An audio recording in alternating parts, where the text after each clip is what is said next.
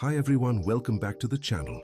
Before we talk about documenting the occupational therapy process, it is important that we understand one of the core areas of occupation that OT practitioners address: self-feeding.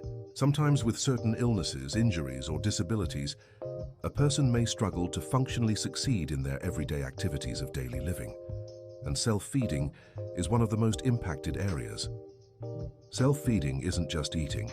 It includes using utensils like forks, spoons, and knives, handling cups, bowls, and plate setting up the meal, bringing soft or solid food and liquids to the mouth, positioning the body safely for eating, and eating or drinking adequate amounts. When these steps break down, health, dignity, and independence can be affected.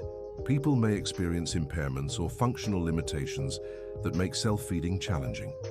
This may include impaired trunk, neck, or shoulder strength or range of motion, impaired hand strength, sensation or coordination, limited activity tolerance and endurance, visual perceptual impairments, cognitive difficulties such as poor attention, sequencing, or safety awareness.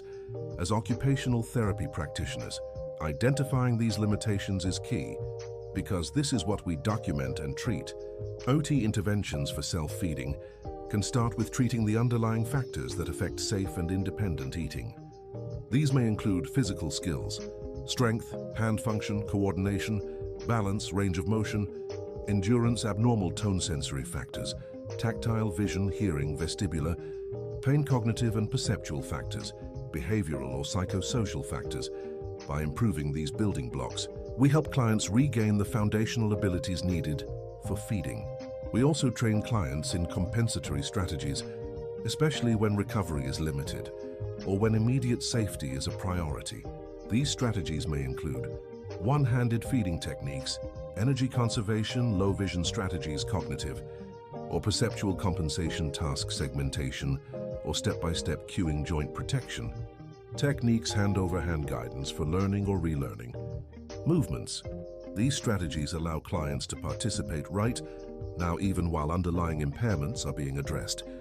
OTs may also introduce adaptive equipment to support independence, such as adapted cups and mugs, weighted or built up, utensils, universal cuffs, inner lip, plate, cylindrical foam for grip, support plate, guards or overhead slings to support arm movement. These tools bridge the gap between ability and participation. Sometimes the environment needs to be adjusted to maximize success. This might include using contrasting plates or placemats, avoiding busy patterns that confuse visual processing, adjusting table or chair, height ensuring proper positioning, providing adequate lighting, reducing noise for better focus. Small changes can create big functional results.